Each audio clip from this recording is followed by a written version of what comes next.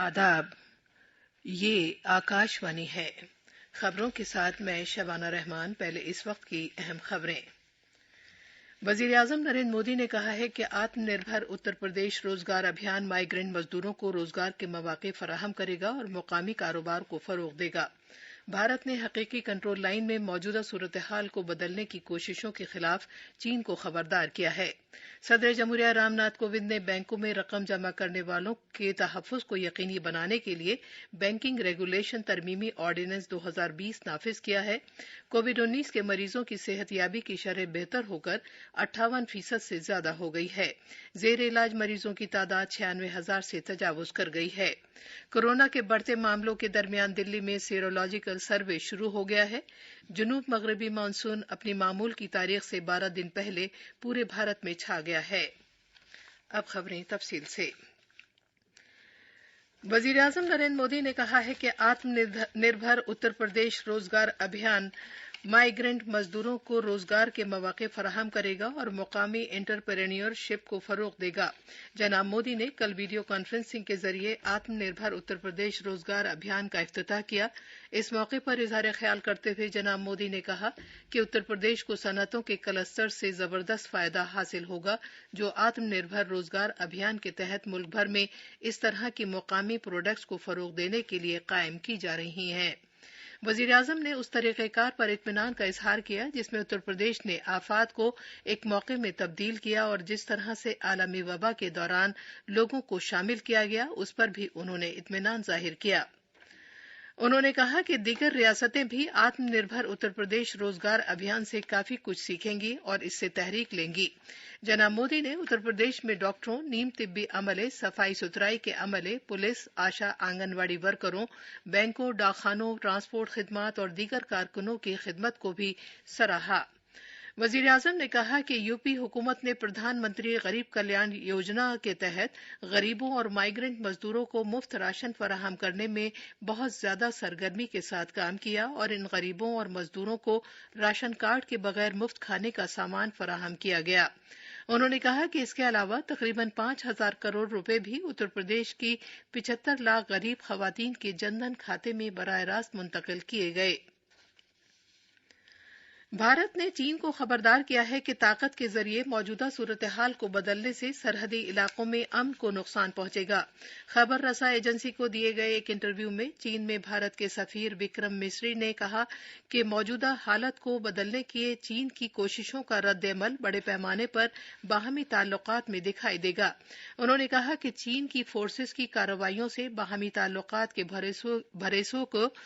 भरोसे को नुकसान पहुंचा है और उन्होंने मुतालबा किया कि चीन मशरकी लद्दाख में अपनी कार्रवाइयों को रोके।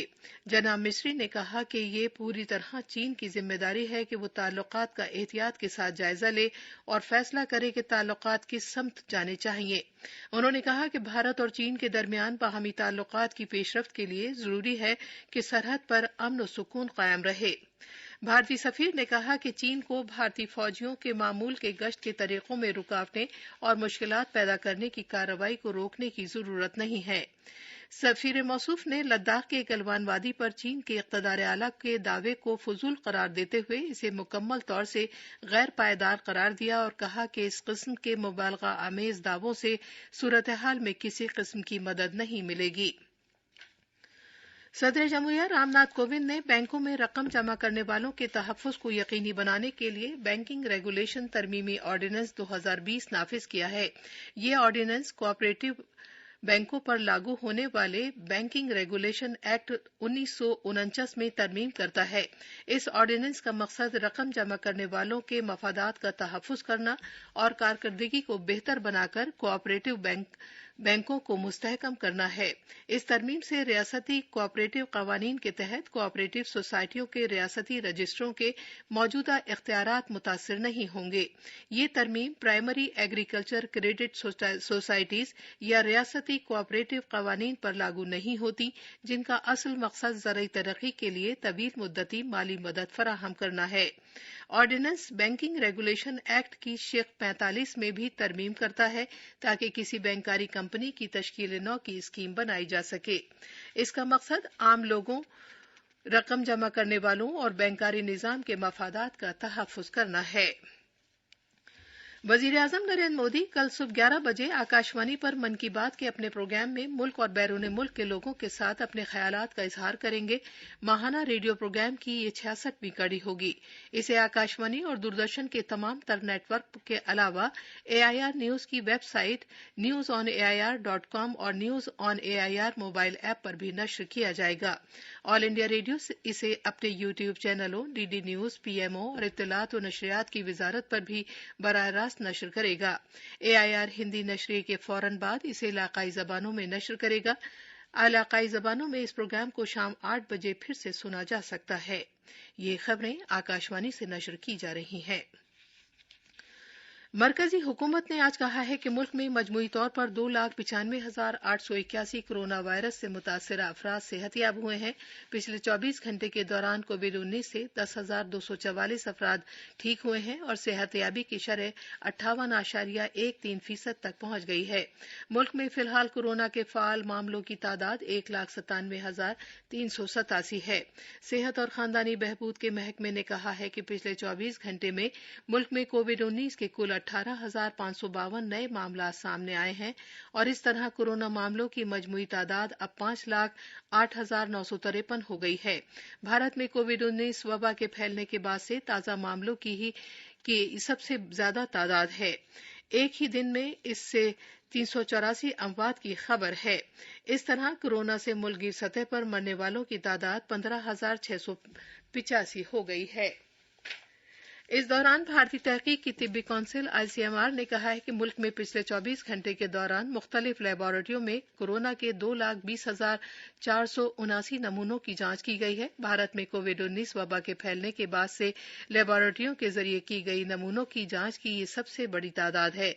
अब तक 79,96,707 टेस्ट किए गए हैं। दिल्ली में सीरोलॉजिकल जायजा आज से शुरू हो गया है और इसे बीमारियों के कंट्रोल से मुताल्लिक कौमी मरकज NCDC और दिल्ली सरकार के जरिए मुश्तरका तौर पर अंजाम दिया जाएगा। सभी मुताल्लिका जायजा टीमों की तरबियत का काम जुमेरात को मुकम्मल हो गया था। जायजे का ये काम दिल्ली के सभी जिलों में मुनक्किद किया जाएगा ताकि कोरोना इन्फेक्शन के असर में आने वाली आबादी के तनासुब को समझा जा सके। दो जुमरों, एक 18 साल से कम उम्र के ग्रुप और दूसरे 18 साल से ज्यादा की उम्र वाले ग्रुप के तहत इस जायजे को किया जाएगा ताकि खून में इन्फेक्शन की सतह के हिसाब से मुनासिब अवामी तिब्बी निगहदाश्त की मंसूबाबंदी की जा सके और इसका निफाज किया जा सके ताकि बीमारी से बचाव और इस पर काबू पाया जा सके।